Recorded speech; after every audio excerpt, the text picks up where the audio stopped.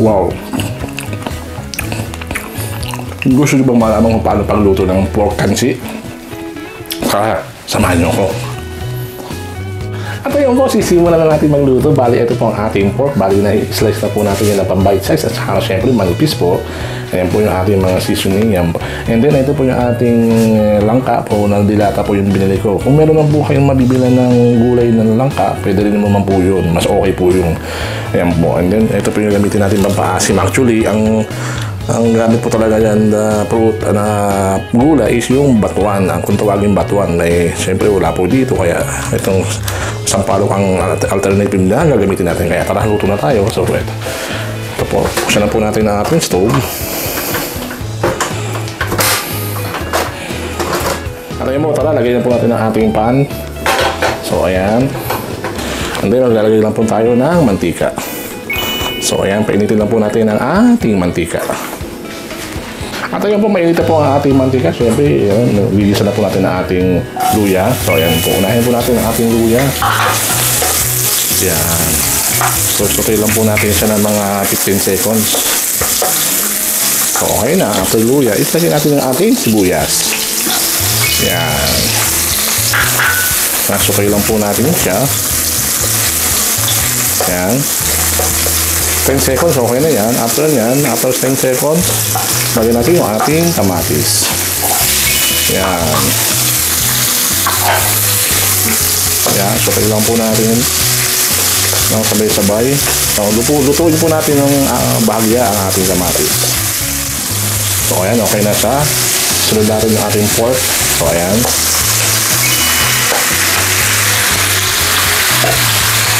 Yan, mixan po natin. Ayan, stir lang po natin siya. So, ayan. So, ayan, okay na po. Takpan lang po natin siya. And then, cook lang po natin siya ng mga 6 to 8 minutes.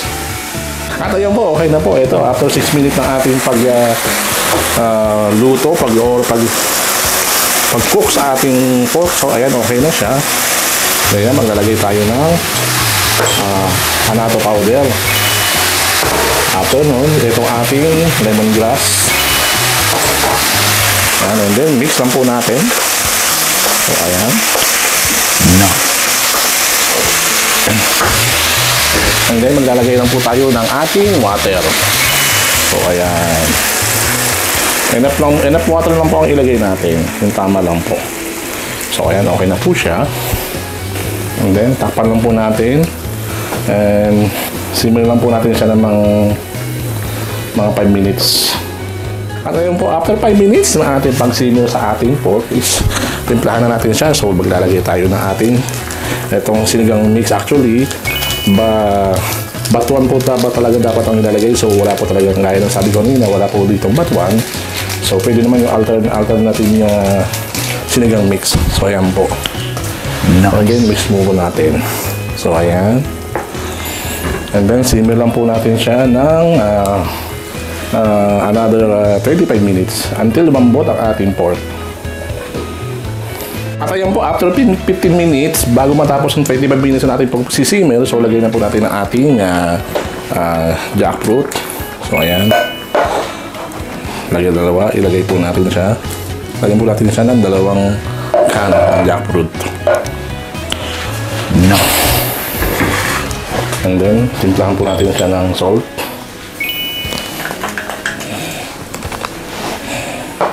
And black pepper. So, ayan. Then, haluin lang po natin. So, ayan. Ayan. Simmer lang po natin siya ng 10 minutes. Yung natitirang 10 minutes po sa ating 25 minutes. Ayan. Simmer lang po natin until lumambot ang ating pork. Takpan po natin. At ayun po, after 10 minutes ng remaining sa ating papakulo is lagyan na po natin ang ating ayan, green chili. So, ayan.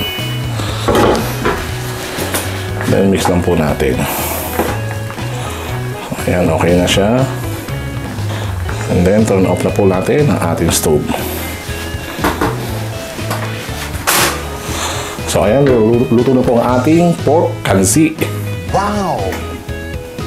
At ayan, okay na po, luto na po ang ating pork kansi. So transfer na po natin siya sa ating yan, sa ating serving bowl. So ayan, kuha lang po tayo. Ayan, so ayan, no, itsura pa lang, talagang bagay na bagay ito sa malamig na panahon. Nice. Sa tag-ulan, pwede luto, kaya luto na po rin ito. So ayan, no, talagang ang init-init. So ayan, okay na po, luto na po ang ating pork kansi. So ayan. At ayun, okay na po, luto na po ang ating pork kansi. Sana po ay nag-enjoy kayo sa aking cooking show ngayon. Siyempre, ang masasabi ko lang is sipag at tiyaga na kailangan sa buhay para makamit ang pangarap. Kaya hanggang sa susunod pong muli. Maraming salamat. Bye-bye!